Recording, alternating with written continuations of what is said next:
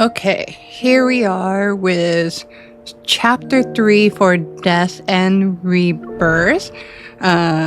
Cosmic Spec. And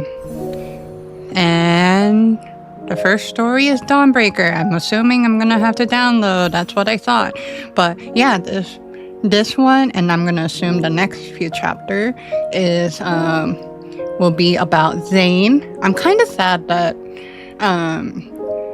and a little bit disappointed that we didn't really have much of a conclusion with Silas for this chapter.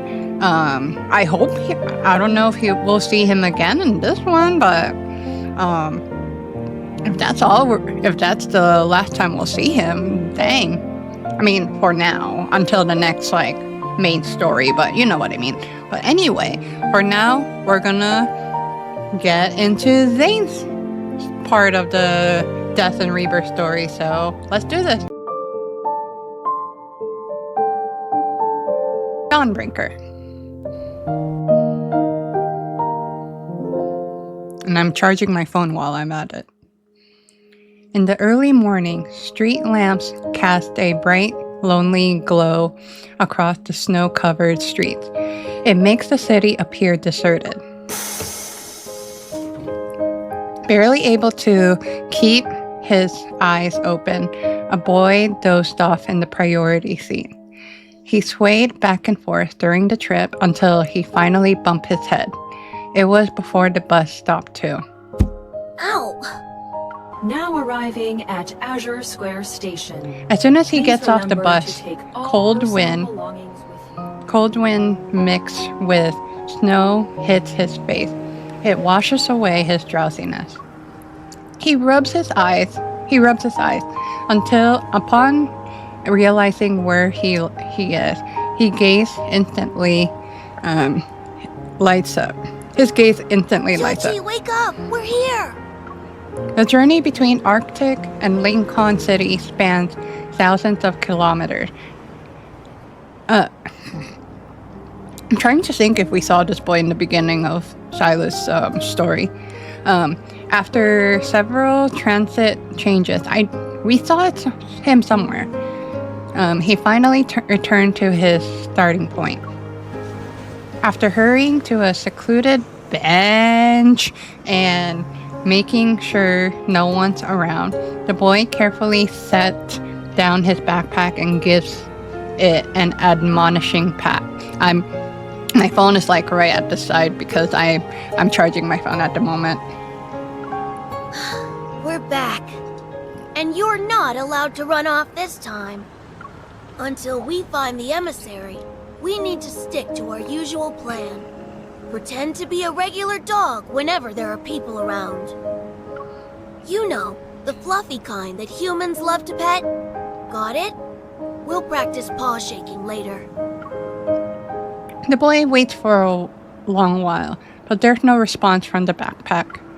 Should With a growing sense of dread, he unzips the backpack only to find a hole and a few tangled tufts of white fur.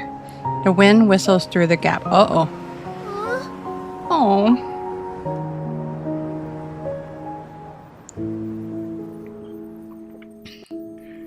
2 days later. Studying the documents Zayne gave me, I searched through every library and archive in Lincoln City. I tried my best to uncover the information about cosmic civilization hidden in the biometric key, but every search has come up empty. Several days of running around has taught me one thing though.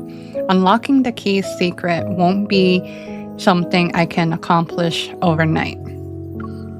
But right now, something else has caught my attention. Captain! Hello?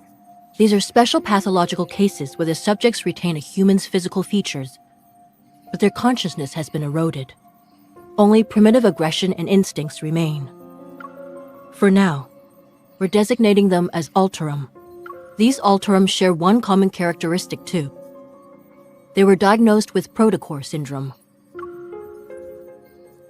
Protocore syndrome. 2 days ago, I received an unexpected message from Zayne at midnight. It was long after we parted ways.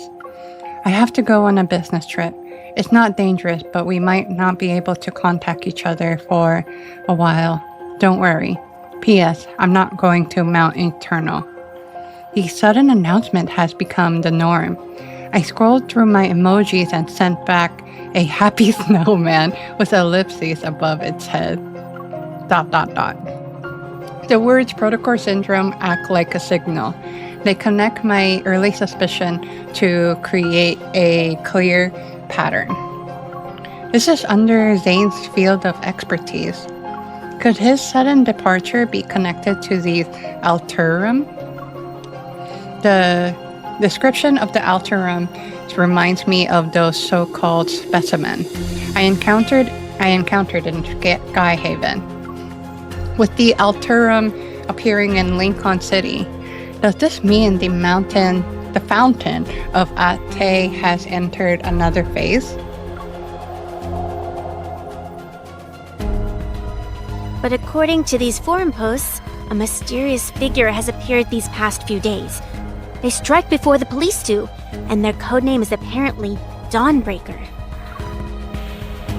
They always manage to deal with the Alterum before the police can arrive. Wait, what? Another urban legend? She's always Tara's always into listening to gossip. Jenna interrupts the off-topic discussion. The virtual display switches to show some photos from the crime scene. As for these recent Alterum attacks, the police need a hunter to investigate and detect metaflux readings. Does anyone want to volunteer? Thinking these clues might help Zayne, I raise my hand without hesitation. I'll go, Captain.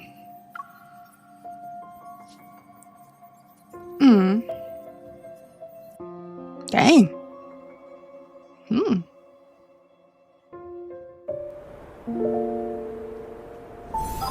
Blind spot. I don't know if I like that.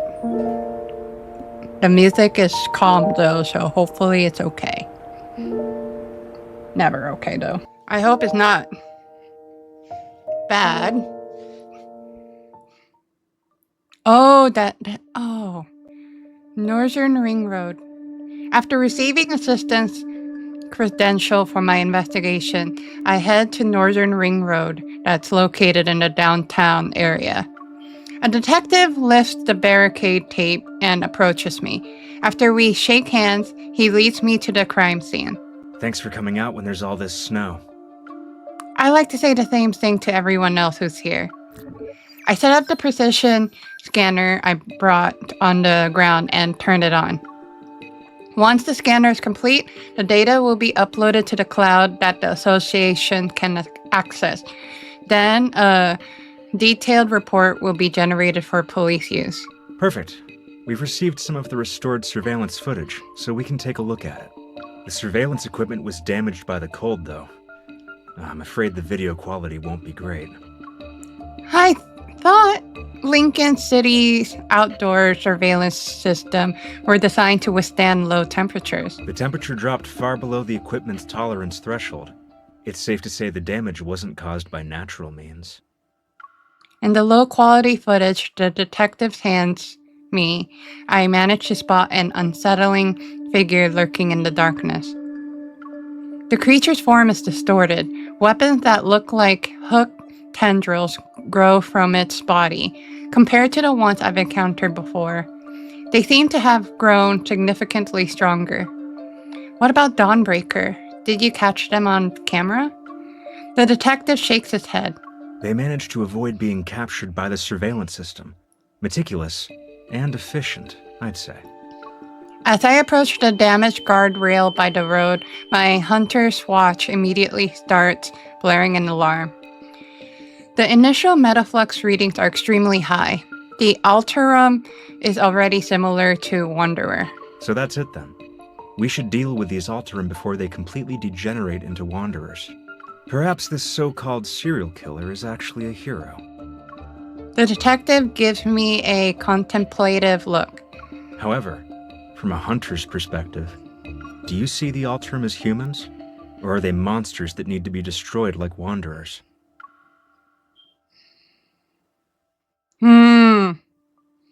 Depends. The line between humans and monsters depends on whether they lost control. When someone loses control, they become a monster capable of hurting others. It doesn't matter how prestigious their status might be. What a thought-provoking answer. The sharp wail of an ambulance siren cuts through the wind and snow. It grows louder as it approaches. We both look up, our gazes following it. Wanderers? Alterum? Deepspace too? Sometimes I think about the kind of fantastical world I'm living in. That was loud a little. If a disaster even worse than the Chrono Rift catastrophe arrives, how much could humanity really do? So the authorities are covering this up and classifying it as an accident. They must be trying to prevent the public from becoming even more panicked. He nods before shaking his head. The Alterum will cause panic, not the murderer. Seeing my confusion, he smiles. A blood-stained murderer is more relatable than these abominations. Yay or nay? That's true. Maybe I'm overthinking it, but something about this detective seems off. In any case, the association will provide the police with a formal energy analysis report. I should get going now.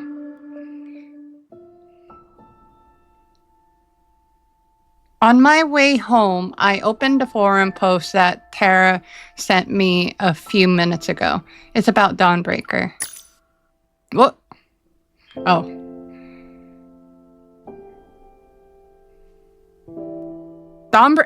I was thinking it was gonna be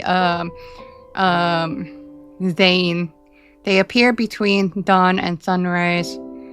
Ahead of the police. No way this is real.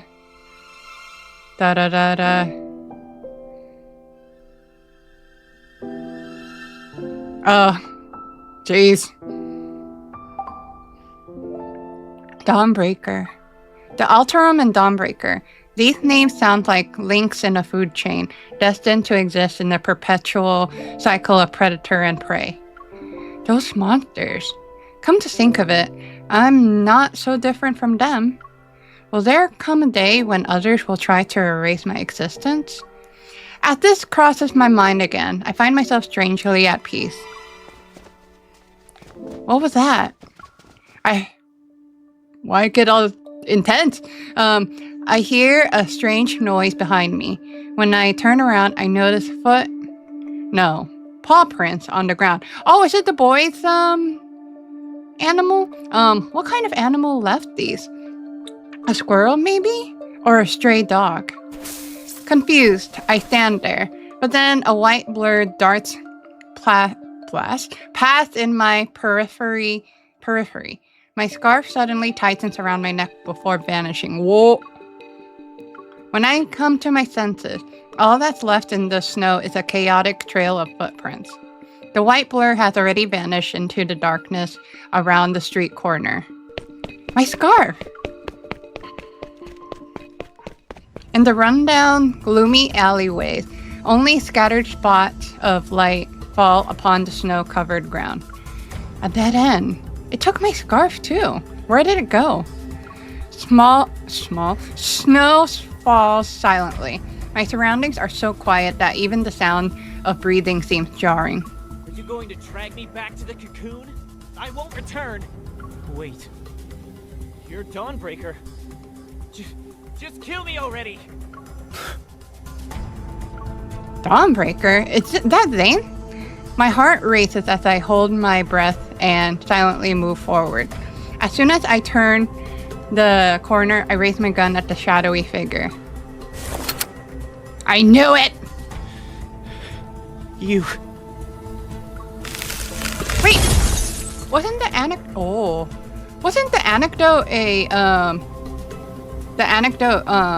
Dawnbreaker? In the dim lighting, several objects coldly flash from the figure's palm. They're ice shards, and they pin the teenager's sleeves and pant legs to the wall. Black crystals cover the teenager's left arm and neck, but he's different from the test subjects I encountered in Skyhaven. The realization hits me. He's an Alterum. I said you could kill me, not torture. I suggest you stay quiet. I freaking knew it. That voice. Why did I say I freaking knew it? I already knew it. I freeze upon hearing a familiar voice and move my finger away from the trigger. In a split second, a sharp ice shard. Wah! Dawnbreaker, like the Grim Reaper, turned to face me. Blah! Come on! Zayne? The white creature that had vanished into the snowy night suddenly appears from out of nowhere. It was Zayne. Whoa! Wait, was it the puppy from the snow?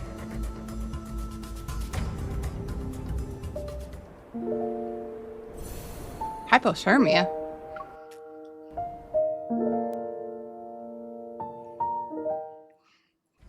Taking advantage of Zayne being momentarily distracted, the teenager breaks free from his restraints and pulls out a knife from his waist. With desperate, wild eyes, he lunges at them. But his wrist is caught and twisted again. The cracking of a dislocated bone echoes through the alley. Ugh. What exactly is this cocoon you speak of? Why do you need to know so much? As if the word cocoon was burnt into his nerves, the teenager suddenly jerks away. He clutches his crystallized left arm as he frantically runs to hide behind me. Spotting my gun, he forcefully grabs my hand and turns it. If you're not going to kill me, then let me go.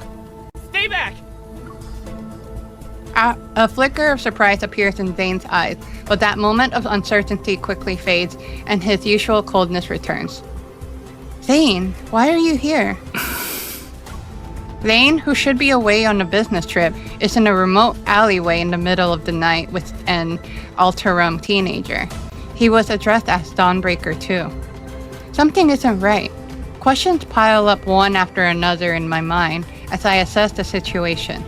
I slowly try to free my hand from the teenager's grip. You? Ooh. You haven't gotten to the point where death is necessary. Zayne and I speak almost at the same time. I'm once again taken aback by the coldness in his voice. But after tonight, that might change. Oh my goodness, what happened to sweet Zayne? The crystals will erode your body. Your skin will be split open, and your bones will be ground to dust. When it reaches your neck, you'll lose your voice. No one will hear you scream. Okay, you're being so creepy. The person I've met before is the same one standing before me, yet this version of Zayne feels like a stranger. His voice is cold, his gaze is cold, even his breath is the epitome of coldness. Something seems to trigger a memory in the teenager. His voice trembles as his body curls like a bow being drawn back. He buries his face into his knees. You're right. They all died like that after emerging from their cocoons. Cocoons? I want to live. But if I'm going to turn into a monster, what's the point? Rather than let the cocoon turn me into a mindless monster, I'd rather die. Zayne remains silent, and he lowers his gaze as ice crystals silently form in his palm. Is he really going to do this? A dignified death doesn't exist. Thinking you're in control of the situation by choosing to die, you're only comforting yourself with a lie. Did you escape just so you could die like a dog? Oh, wow. Don't lecture me with that nonsense. The teenager straightens up and lunges at me again, his hands trembling uncontrollably. Yet he grips my gun, with all his strength, refusing to let go. You're a hunter. A hunter's gun can kill a monster like me, right? Pull the trigger already! He's in his, he's in control, actually. You can't be serious. With a flick of my wrist, I toss the hunter firearm away and kick it out of reach. We legit told the detective that it depends, and that the if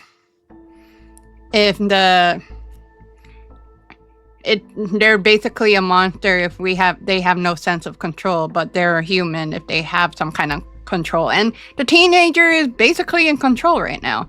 The teenager desperately lunges for the firearm, but Zayne catches him by the waist and pins him against the wall. But I'm afraid about whatever Zayne might do. Stay calm. Focus on breathing. You're trembling.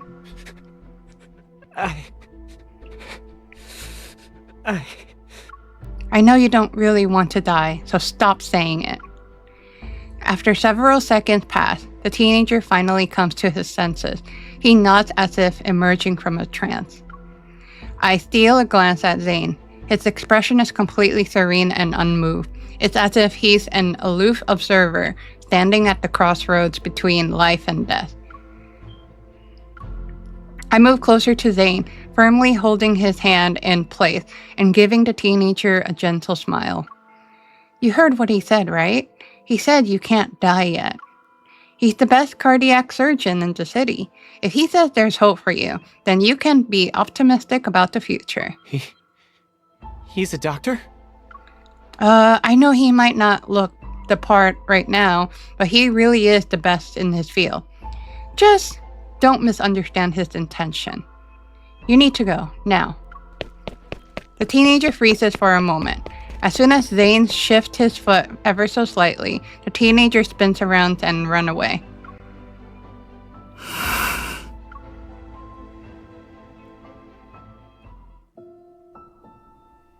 Late into the night, the street gradually darkened. The light, reflected off the snow, makes street lights appear soft and dim. After watching the teenager leave, I turn back to look at Zayne, who feels like a stranger.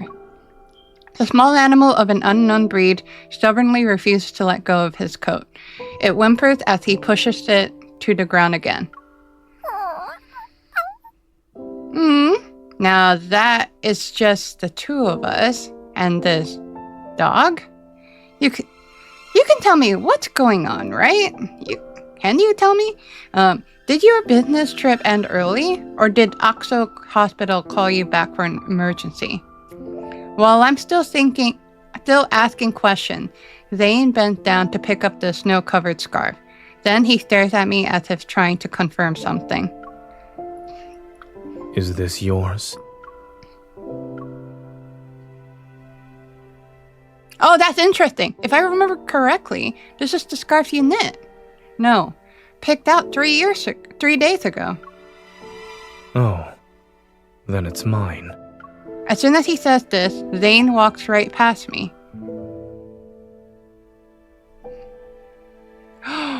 Oh! Huh. No, I don't understand. Wait, maybe the anecdote says something about this? I mean, even the anecdote got me all confused at why Zayne did what he did in the thing. Why are you suddenly acting like you don't know me? Should I know you? If there's nothing else, I'll get going now. But your home isn't there. I know. He stops in the snow and gives me a cold glance over his shoulder. His voice is devoid of any emotion. The subway station is this way. He did crash too, by the way. Why did I say by the way? I'm talking to myself to the recording. The subway...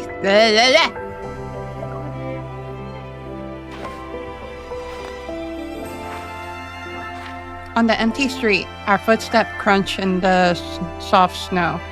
With his tall stature and long legs, Zayne strides quickly and widens the distance between us.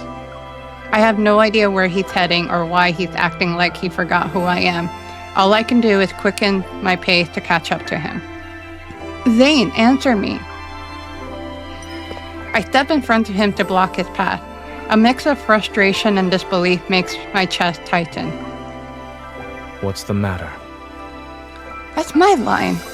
Has your evil gone out of control again? The puppy whose species I don't recognize catches up to us. Its gaze flits between him and me. No, I'm perfectly fine. Is there like two Zayne or something? Or maybe the crash did something. Zayne casually brushes me aside and continues walking. Hey, I think a couple is breaking up in the middle of the street. Oh wow.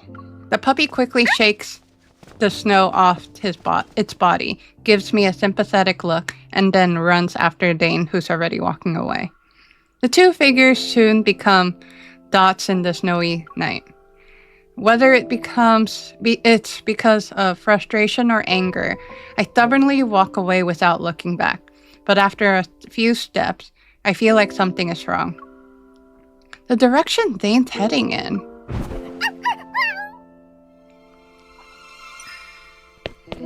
My heart races as I quickly follow the footsteps in the snow. Zayne lies unconscious on the ground, his brow tightly knitted as if darkness is dragging him down to the depths. Zayne? I crouch and shake his shoulder, but he doesn't respond no matter what I do. I can't just leave him like this. I try to help Zayne up.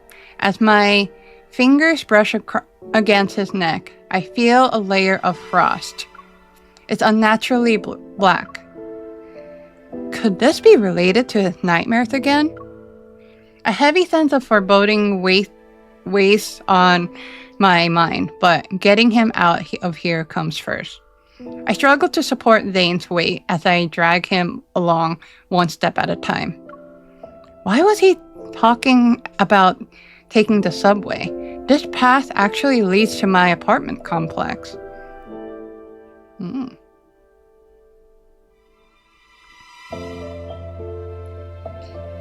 Interesting. In the dream. Alright, let's see. Is this really the Zayne we know? I don't think so. With his weight pressing against my shoulder, even a usually short walk home felt endless. Zayne and I practically collapse onto the bed together. The snow from our coats scatter onto the floor. The little white animal anxiously bounces back and forth on the sofa. I pick it up and gently shake Zayne.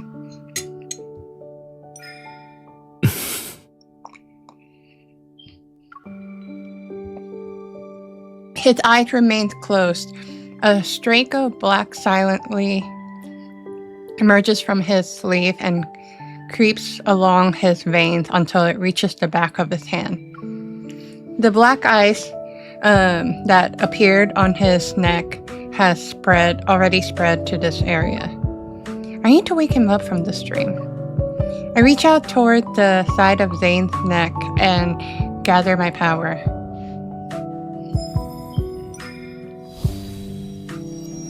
Almost instantly, I sense the chaotic, surging power raging through Zayne's body.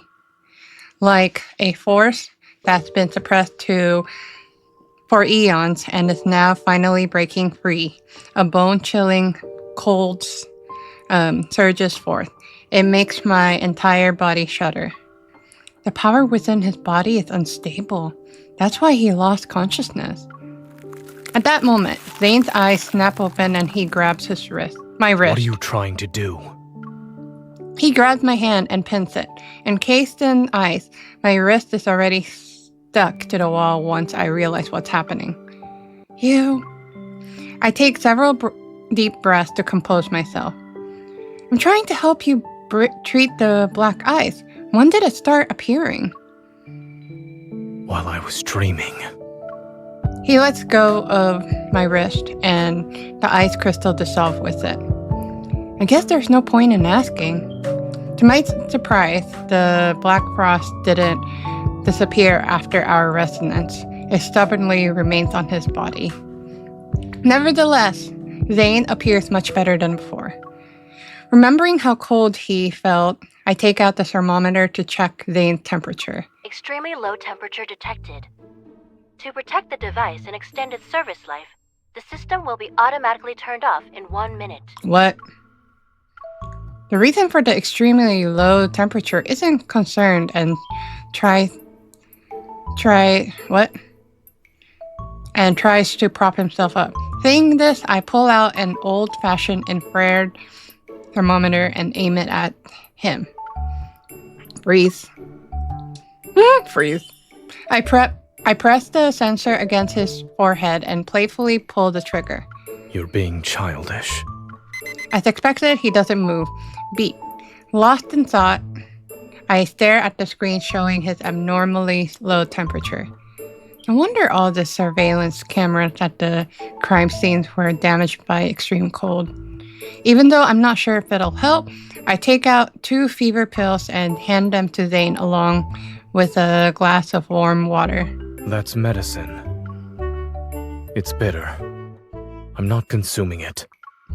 You're a doctor. You of all people can't complain about bitter medicine. For what must be the first time in his life, Zayne's face shows an expression that can only be described as okay, and not knowing how to help him recover, I head to the kitchen and make fresh carrot juice. I doubt it'll do anything though.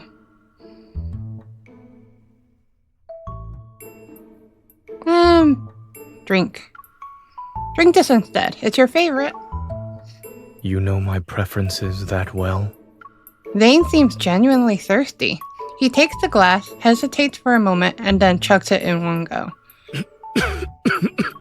Well, do you want to give a more detailed review this time? He meets my gaze. I saw a fly. As the entire glass of carrot juice turns into a solid column of ice in his hand. It's awful. I see your hatred for carrots is written in your DNA.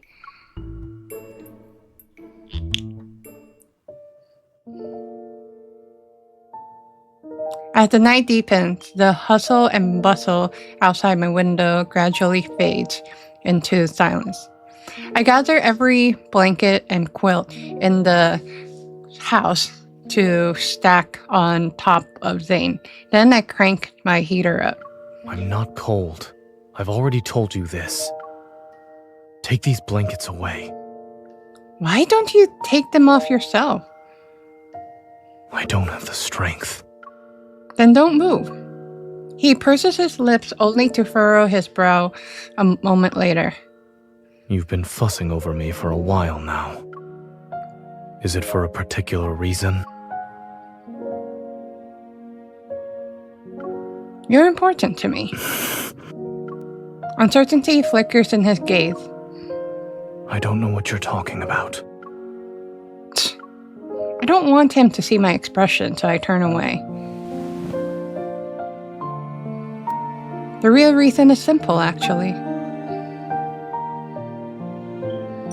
When he falls silent, I push away my chaotic thoughts and turn his cold face toward mine. Dawnbreaker, you're very famous. So don't you dare run away or disobey me, or else I'll... You'll what? He asks softly. His chin is still tilted up by my hand as his gaze falls to meet mine. I'll make sure you won't live to see tomorrow's dawn. I yank the blanket up to block his voice and gaze in the darkness. Is that the right thing to say, though? What you described is not the first time this happened. Okay, so that's actually Zayne. I witnessed it once when he was doing research with me at Mount Eternal. He became a complete stranger overnight, and no one knew what happened to him. I figured this wasn't the first time Zayne had been in this state. Dr. Noah's words only confirmed my suspicion. How did he recover from it? That's something only he knows. Over the phone, Dr. Noah sounds just as troubled as me. Back then, he ventured deep into Mount Eternal by himself, as if he had something to do there. When we saw him the next day, he had returned to his usual self, the one we all knew. I guess whatever he needed to do was done. Mount Eternal. That place seems to be hiding a burden that Zayne has never been willing to speak out. But my intuition tells me that whatever changed in Zayne must have happened before the Mount Eternal incident. Those black ice crystals, seemingly out of reach, they linger somewhere in the depths of my memories.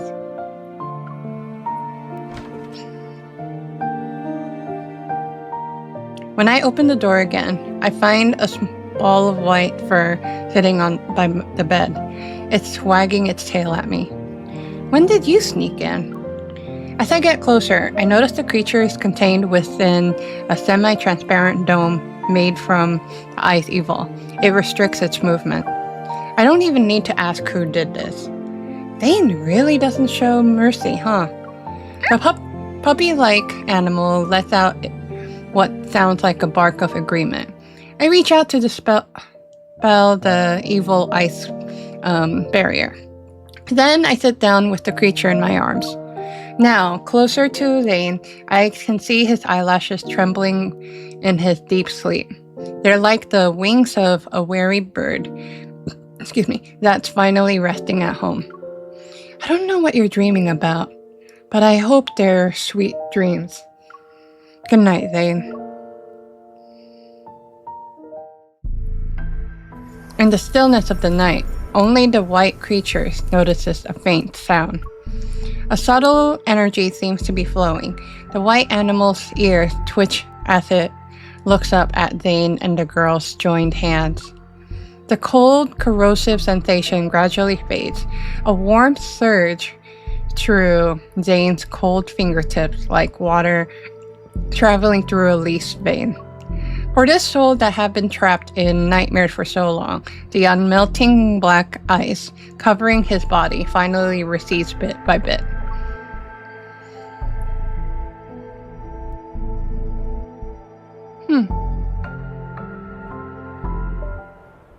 Interesting.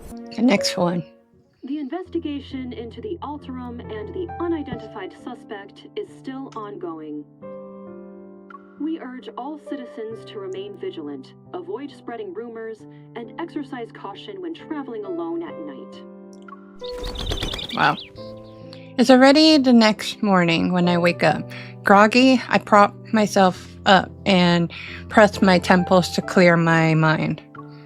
Besides me, Zayne is still asleep. It's a rare sight at this hour.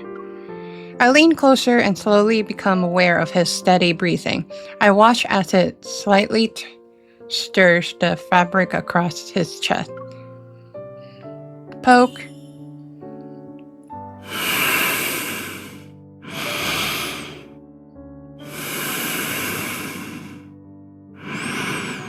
Dang. Jeez, you're really sleeping. This is payback for making me haul you home through the heavy snow yesterday. And that's for freezing my hand to the wall.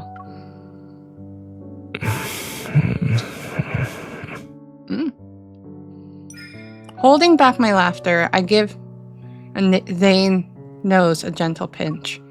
It really hurts when you froze my wrist, so I'll pinch your nose for that.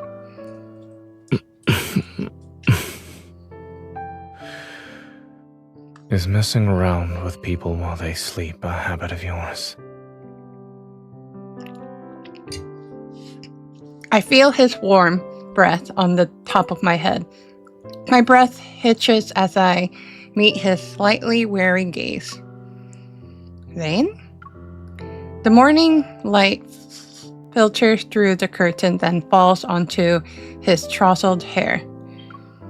Looking into those eyes, I can tell that familiar Zayne has returned. Yes. Oh. Joy wells up inside me as I wave my hand in front of his face. Are you finally awake from your nightmare? He nods, and as he stretches his neck, I see the black ice on his body has completely disappeared. You're actually back to normal. You could phrase that differently.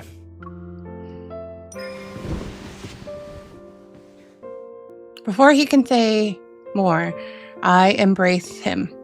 He doesn't pull away and gently wraps his arms around my waist. He looks good close up. Congratulations! I'm the first person you saw when you woke up.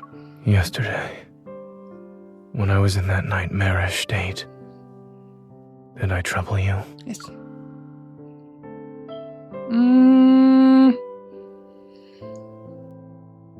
Let's just flirt with him.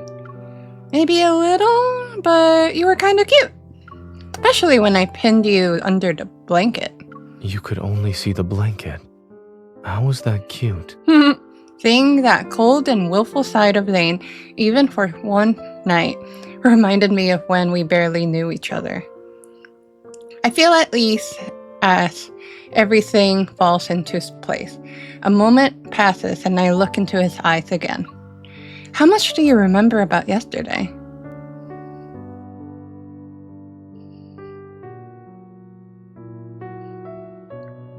A little bit raggedy. Sorry if the quality's a little bit raggedy on the recording. Zayne's rub his temples and sits up. I only just noticed now. It's a little hazy, but I remember most of it. Including how you froze my electronic device and hand to the wall, and how you even told me not to be nosy. He glanced away for a moment before his gaze calmly returned to me. I need to comb my hair. I also remember how you stacked blankets on me and did a test with carrot juice. Your memory is impeccable. So when did these nightmares start? Oh, interesting. Okay, I'm starting to understand a little. Frequent after I returned from Chansha City. And in those dreams, I always forget who I am and what I'm supposed to be doing. The me in my dreams, however, has his own mission to complete. I think he changes when he went into that crash that one time. He presses his lips into a thin line and looks at me. The guilt he feels is clear. For some reason, the scene from last night flashes through my mind. It stirs up emotions I can't quite name.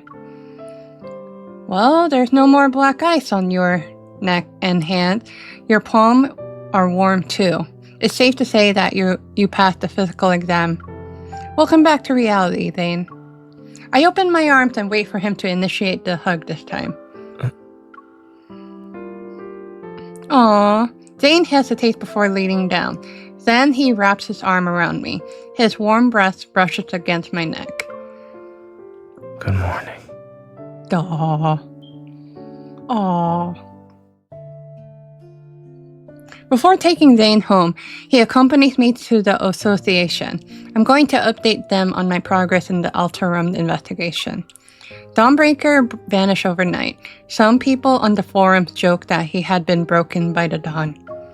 The police investigation has hit a dead end, and the relentless snowfall is still the biggest obstacle for gathering evidence at the crime scene. While waiting for Zayne to finish shopping, I sit in the car and look at today's news. Ever, which announced the Fountain of Atay initiative, has revealed the first phase of the project, the Val Sanatorium. According to several reports, Val Sanatorium is using medical pods called Rebirth cocoons to treat patients with protocore syndrome. Oh, Rebirth, okay. Cocoons? My mind quickly latches onto this word. I heard this term yesterday. You're right. They all died like that, after emerging from their cocoons. Rather than let the cocoon turn me into a mindless monster, I'd rather die. The cocoons that the Alterum mentioned must be these rebirth cocoons. Sensing my troubled thoughts, the white creature pushes his fluffy self from the back seat to settle on my lap. Are you trying to comfort me? Thank you. When Zayne woke up, I asked about the animal. He said it belonged to some distant relative. As for why he got lost, stole my scarf, and refuses to leave Zayne's side, Zayne says he's not sure. So, what kind of creature are you? I decide to take my phone and use its image recognition feature. As the screen refreshes, it shows a majestic Zayne, the divine beast of antiquity, knows all beneath heaven and earth. Huh? With trembling hands, I cup his face. My gaze travels from his clear eyes to the tiny horns protruding like fresh sprouts near his ears.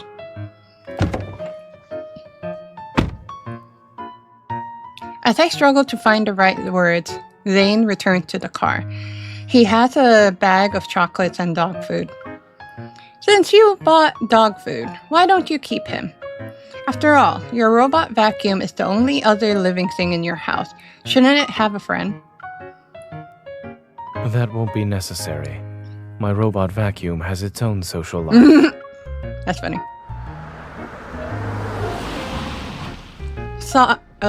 Through the windshield, the warm glow of our headlights cuts through the heavy snowy gloom. A figure is looking around while standing near Zayne's house. It's a young boy in plain clothes. He's holding books in his arms. Is it the white-haired boy? As soon as we got out of the car, the boy's face lights up with excitement and anticipation. He spread his arm wide. Forgotten, the books fall to the ground. Excuse me. Emissary! Emissary?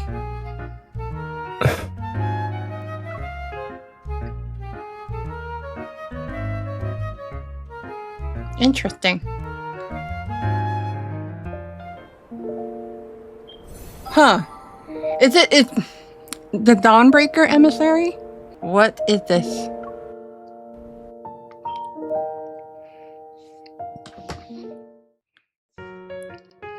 The unfamiliar teenager rushes towards Zayne, who's standing behind me. The mysterious little creature, wagging its tail, runs over as well. Soon enough, all three of them are tangled in a group hug. Let go of me. The teenager steps back. Then he excitedly scoops up the small animal. So that's where you went, Shuchi. Why didn't you tell me? Watching this harmonious scene between human and animal, I'm touched, but then I quickly become confused. What did he just call you? Is he role-playing as your servant? Or your son in a fantasy setting? Don't jump to conclusions. He's the son of a distant relative, and he loves sci-fi movies and cartoons. I suppose his latest hobby is running away from home. Yikes. But now that I'm looking at him, this kid reminds me of... I study the boy's round face, his straight posture, and those mature eyes sparkling with excitement. Come to think of it, there really is a tiny resemblance. Before I can finish my sentence, Zayne swiftly taps his knuckle against the top of my head. You should channel your brain power into writing a research paper instead. I'm just teasing you. I know you didn't look like this when you were young. I lean down to get a better look at the boy.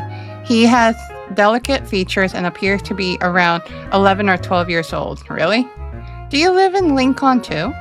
Well, you could say that. I live in the Fractal Library. Excuse me? In a nearby residential area. He sounds like lying. The Fractal Library? I never heard of it before. Is it a new building? Knowing he's related to Zayne, I find myself adopting a gentler, friendlier tone.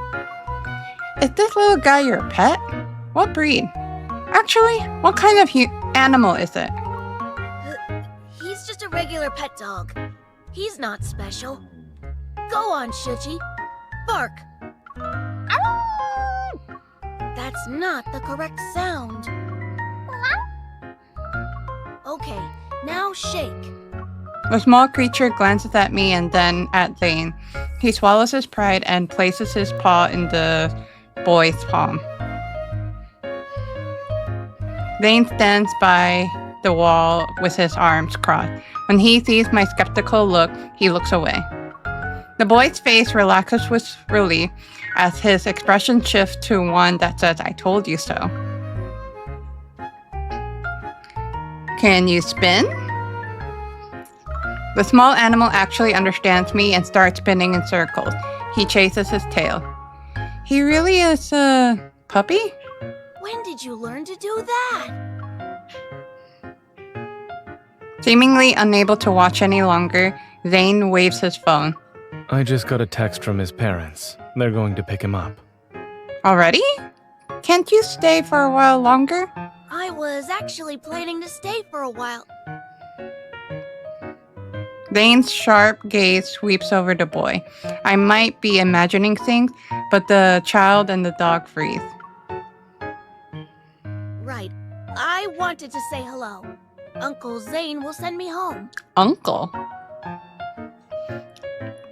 It's cold, so you should head inside. I'll see him off.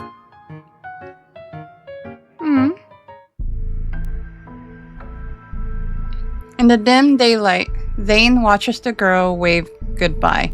She's out of sight once she closed the door behind her. My character. The boy catches a snowflake in his palm and silently watches it melt. Why did you come here? Hearing the scrutiny in Zayne's voice, the boy's expression shifts to match its severity. 7 years ago, you promised to take up the position at the Fractal Library. I traveled here because I'm asking you to fulfill that promise. You were selected as the emissary of the Divine. Astra ordained it, and your nightmare is the greatest proof of this. Zayne speaks before the boy can say more. I also said that I had my own choices to make and more important matters to attend to back then. The boy's expression grows serene, and his voice carries a maturity unlike the one from a few seconds ago. Was becoming that version of yourself in the nightmare also a choice? People think they're making choices most of the time, yet they're unaware that all these options lead to one inevitable outcome. Fate falls upon us like this snow. It is silent and inevitable. And you too are destined to become... He trails off, and the only sound that can be heard is nothing more than a barely audible sigh. Since you haven't made up your mind, there's no point in me staying here any longer. But... The maturity and composure vanish as the boy's voice shifts back into a childlike tone. I left the excesses bracelet you made for me at the library. Can you make me another one, please? Huh. After a resigned sigh, an ice bracelet materializes around the boy's wrist. Thank you, emissary. I'll take my leave now. In any case, you're welcome to find me at the Fractal Library in Lincoln City. I'll be sure to visit you again as well. The boy slightly raises his hand, and his fingertips touch the air as a geometric shape gradually unfolds. He bows before stepping into the door woven from countless folded dimensions. The emissary is a liar. I counted every single day for 7 years. As if drawn to his accusation, the wind and snow seem to follow through the vanishing door. They're silent. The snow sneezes. The snow ceases, and Zayne remembers the first time he entered the fractal library. Even though it's called a library, its exterior was remarkably ordinary. It was a building nestled in a quiet corner of Lincoln City's silent street. The young boys begged him again and again, so he pushed open the slightly weathered wooden door. There were neither bookshelves nor defined boundaries. Instead, an endless garden with intertwining paths appeared before him.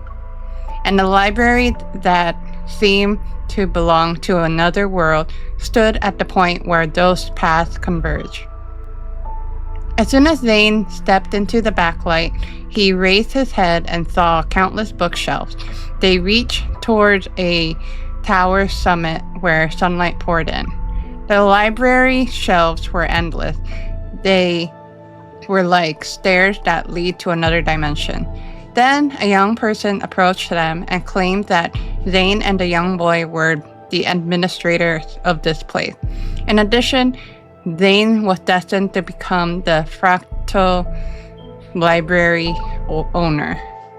The young person told him that the Fractal Library, which stood at the intersection of dimensions, didn't really exist in any galaxy. It didn't belong to any civilization either. And each book in the library contained the fate of a world.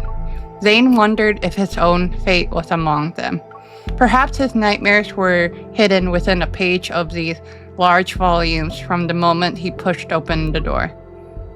On the night he returned home from the library, Zayne has a different dream. In that unfamiliar world, he wore robes as he walked in a very tall tower. He was leafing through an ancient tome. Between its pages lay a jasmine petal from a spring day, and that spring day belonged to a timeline he had erased with his own hand. It would forever remain unknown to anyone. Lore. That seems like lore. Here we go.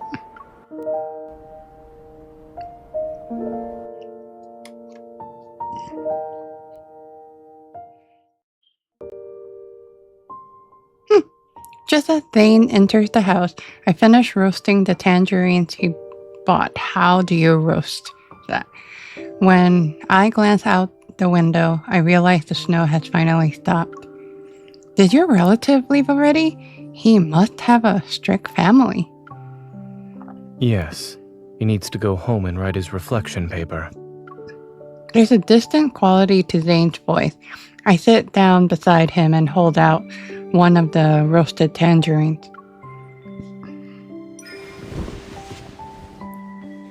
The weather is perfect for a roasted tangerine. Try it. I never heard of that. He stares at me for a long time before finally eating a piece of the tangerine. You don't want to know what happened during the past few days when I disappeared? That is true. If the explanation is going to be filled with medical jargon, then no. As for the rest, Zayne will tell me when he wants to. And if he doesn't want to, that's his choice. Oh, our character's nice. He can't help but smile at my deliberate emphasis on those last words. He takes the half-peeled tangerine from my hands. Soon after, a warm orange slice is brought to my lips. I said goodbye 3 days ago because I had accepted Carter's invitation. I'll be joining the Fountain of Atay research project. Huh? Seeing me choke and cough several times, Zayne raises his hand to pat my back. It's ultimately an excuse. Something unexpected happened, and the nightmare arrived before I could carry out my plans. Lately, Oxo Hospital has received a large influx of unusual cases involving Protocore syndrome patients. Some died shortly after hospitalization. Others transformed within a month and became... In Alterum. Zayne nods. All these patients had recovered at Val Sanatorium after entering a medical pod called the Rebirth cocoon. Val Sanatorium, according to the news report this morning, is the first phase of the Fountain of Atay. Carter told me that Ever will soon hold a press conference to demonstrate the Rebirth cocoon's effectiveness to the public. Wouldn't that mean more unsuspecting Protocore syndrome patients will go to Val Sanatorium? We can't let them do as they please. Huh. I want to stop Ever's plans, not just for the Protocore syndrome patients. There's... Zayne trails off as he lowers his gaze. I want to make amends for a mistake. One that should have been corrected years ago. Yet it still haunts me to this day. I realize that for Zayne, this carries a greater, more painful significance.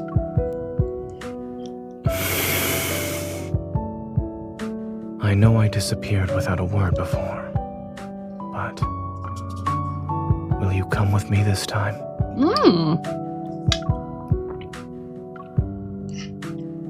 Asking me like that isn't fair. Hey, it is fair. I say yes. I know he helped me so many times before, and I'd agree to any request he makes. It's just, I still need a reason. Now that he's finally revealing everything to me, I won't let him have his way so easily.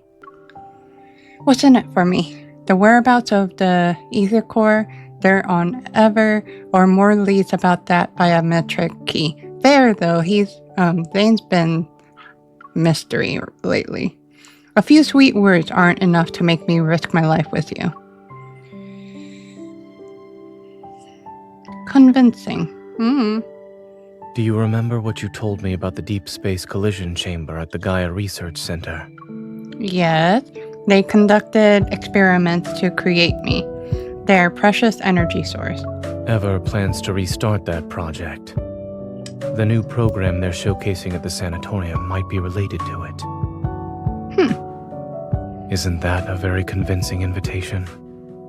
Dazed, I see something flicker out of the corner of my eye, a fluffy white tail. Zayne and I turned around at the same time. Chi-Chi, aren't you supposed to be with your owner? Crouched near the robot vacuum, Chi-Chi whimpers. Those clear, innocent round eyes look at me first and then at Zayne. You're staying here to watch the house.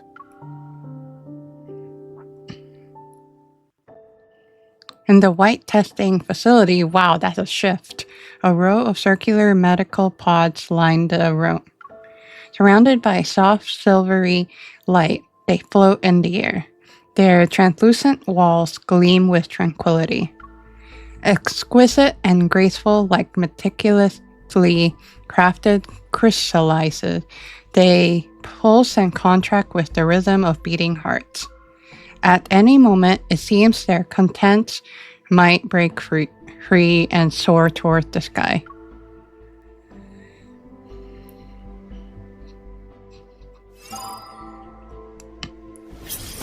Ha. No way. This is sudden. Well. I will not let tragedy repeat itself. Whoa, you look kind of cool. Keep your distance from it. Let's go.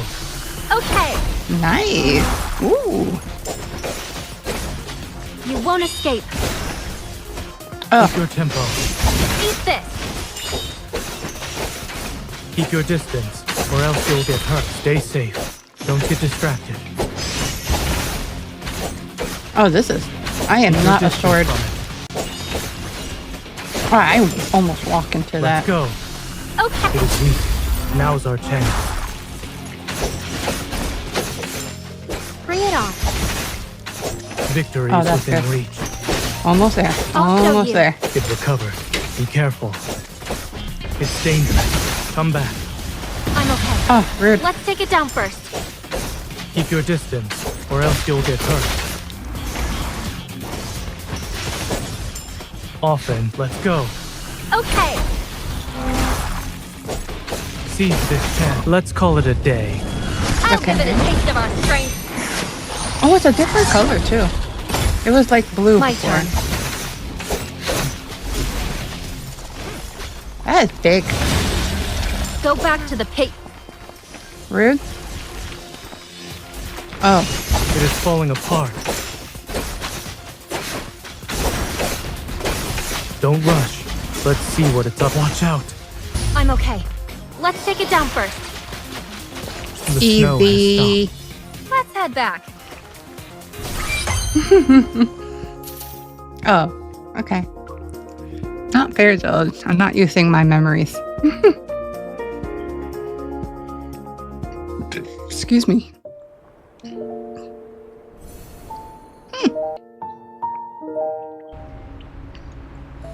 The next day. After driving west on the highway for 2 hours, patches of green vegetation finally appear amidst the desolate landscape. Looking through the window, I can see the distinct distance dome of Valve Sanatorium loom in the morning mist. After yesterday's events, we decided to tour the sanatorium as visitors to investigate. The Fountain of Atay, the Rebirth cocoon, the press conference, none of these can be tackled in a single move. However, we can assess the situation first before planning our next move. Are we almost there?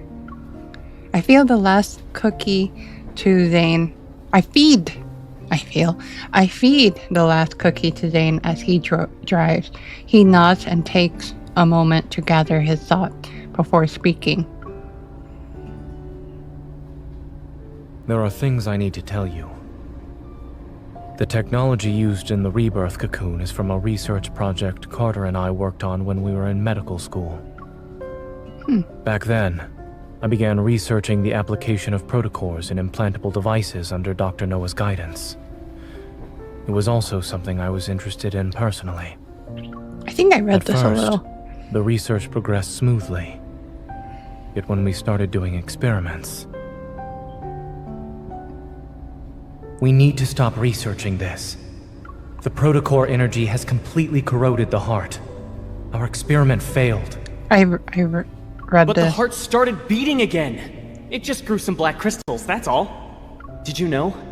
The lab mouse we performed a protocor implant surgery on transformed into a wanderer and devoured its fellow test subjects. Zayne, our experiment wasn't a failure.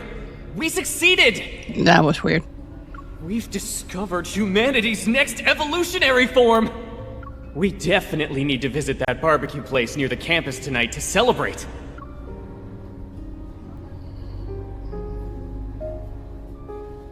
The experiment didn't lead to new life. It turned people into wanderers, minions of a protocor. It was a Pandora's box that should have remained sealed. But Carter is I destroyed messed all up. the related research data that day. I hope to keep this truth buried forever. But Carter didn't see it that way, huh? No. He named it X-Heart and took it to Xander Sciences. It was later implemented in the Rebirth cocoon, which is the first step in the Fountain of Atay. After finishing his story, Zayne falls silent. However, his grip on the steering wheel indicates he's still caught in his memories. This is the mistake he wanted to make amends for. Not wanting him to dwell on the past, I clear my throat and lighten the mood. I used to think about how if we had gone to the same university, I would have dragged you out to have fun every single day. We'd watch the flowers bloom in spring, enjoy the summer rain, collect autumn leaves, have snowball fights in winter. But based on what I've heard, you must have been too busy to do any of that with me. Not at all. In our lab, we always said it's best to take a 4-hour break while data is being collected. Then we can see the results after. So during those times, I would have been available at least. Come on. I was joking. If you were there, I would have always made time for you.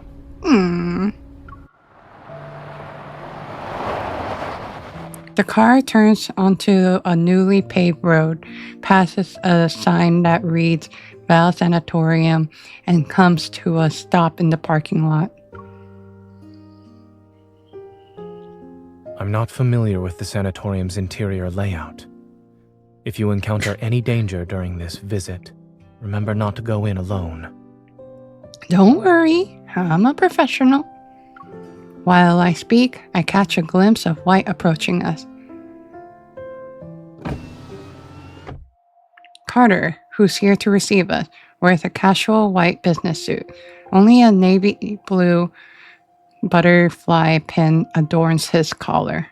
Have you been waiting long, Zayne? No, we just got here. Carter leans down up towards the car window. Upon seeing me, his eyes crinkle and his smile widens. When Zayne called about needing 2 visitor passes, I had a feeling you'd be accompanying him. Oh yeah, you encountered me before. I compose myself. Smiling politely, I step out of the car. But just as I'm about to speak, Let's skip the pleasantries and head inside. I don't like Carter. Following Carter, we enter the long corridor that connects the parking lot to the sanatorium lobby. My gaze falls on the emblem at the entrance. Under the curved shape are the following: Eternity Vanquishes Evolution Restraint Group. Without a doubt, this is Ever's logo.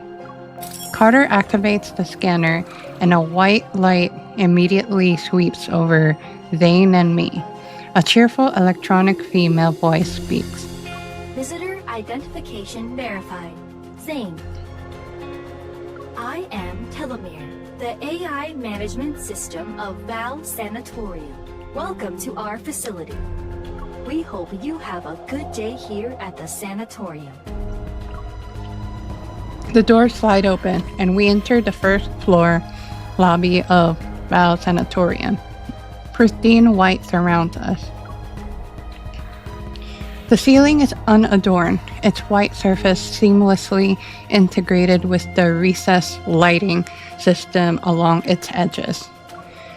Beneath our feet, a gentle light bathes the white marble floor and illuminates every corner of the lobby. This place seems... Bright yet oppressive. Yes. Pristine, silent, and unchanging. It's as if time itself stands still within these walls. In this environment, Zayne and I stand out like 2 stains on an otherwise white canvas. A few doctors in white lab coats passed by us. Although they were quietly discussing patient's medical condition, they nodded in Carter's direction. Since Zayne personally asked me for visitor clearance, I should give you 2 a proper tour. Side by side, we follow Carter as he leads us to the reception desk in the center of the lobby. I see the Fountain of Atay finally caught your interest. All those phone calls over the past month weren't in vain. But I'm curious, what made you change your mind? Carter stops in his tracks by the reception desk. He turns around, his signature smile returning with narrowed eyes. You kept talking about humanity's future. I wanted to see if it would actually come to pass. Besides, nobody knows Exhart better than me. Carter's eyes twitches. After a long silence, he suddenly erupts into a fit of laughter and shatters the lobby's tranquility. Good. You've convinced me. Everyone deserves a second chance at redemption. Remember, Zayne, I don't know if I like I gave you this chance. Uh-uh. And what about you, Miss Hunter? When I receive this question, I deliver my carefully prepared response.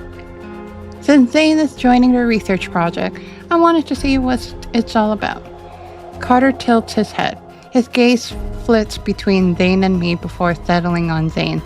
The amusement in his eyes is obvious. I see. Even the strongest relationships need a solid foundation. I'll make sure you get a good position here. He turns around and shakes the brochure stand next to him. The neatly arranged brochure gather in disarray, and he pulls out 2 copies with a smile. He gives them to us. The only downside to this place is that it's 2 by the book. But I guess that doesn't really affect you, Zayne. It's about complicated medical cases. The thin booklet methodically categorizes various diseases that conventional medicine has yet to cure. It's like a university department, and the facility's patients are eager students with the thirst for knowledge. A commotion breaks out in the distance. I look up. It's a group of elegantly dressed visitors being led into the lobby by a receptionist. They're being guided upstairs for a tour. On the staircase leading to the second floor, several patients in white hospital gowns are walking down the steps. I expected to see many high-profile figures in this place, but even then, I never thought I'd see her. Excuse me. Karen, who's 43 years old, is a war correspondent. She won numerous prestigious journalism awards. Excuse me. She spent years reporting from the front line, faced countless life-threatening situations, and has earned a large amount of respect in society. A year ago, she was attacked by a wanderer, got protocore syndrome, and rarely appeared in public since then. I met her a few times at Oxo Hospital. I heard she was also one of Zayne's patients. Dr. Zayne, it's been a while. Noticing us, she comes over to say hello. Zayne acknowledges her with a slight nod. Ms. Karen? Someone of her caliber choosing ever. That's probably the best endorsement they could ask for. I heard that when she left Axo Hospital, she had less than 2 months to live. Her daughter had just learned to say mama when you handed her a death sentence. How cruel. Dr. Carter, the patient in room A504. Carter gestures for us to wait a moment. Then he takes a few steps to discuss something with the man at the front desk. Noticing my silence, Zayne stops in his tracks. What are you thinking about? It's nothing. I just realized that Ever seems to have a knack for exploiting human vulnerabilities by any means necessary. How else could they gather people from different backgrounds and beliefs and make them devoted to a single cause? The key to obedience isn't promising heaven, it's using hell as a threat. After all, everyone fears illness and death. Footsteps, accompanied by a familiar voice, approach from behind. I turn. We meet again, Miss Hunter. Is this the detective? Allow me to introduce myself. I'm Benedict, the director of Val Sanatorium. You look neat. Never mind, you're not the detective. You. From what I remember, he had... I thought it is. He had another identity. I met him at the place where an Alterum died. I had the right idea. You're the detective who spoke to me that day. I'm honored you remembered me, Miss Hunter. He smiles, not with the embarrassment of someone whose identity has been exposed, but with the composure of a performer waiting for the audience reaction to a grand reveal. Alarm bells ring in my mind, but he quickly shifts his placid gaze to Zayne. It's been a while, Dr. Zayne. Welcome aboard.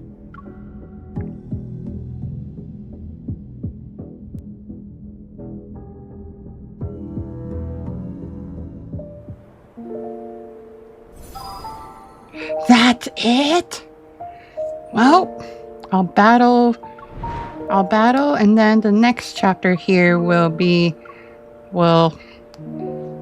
next, and very soon.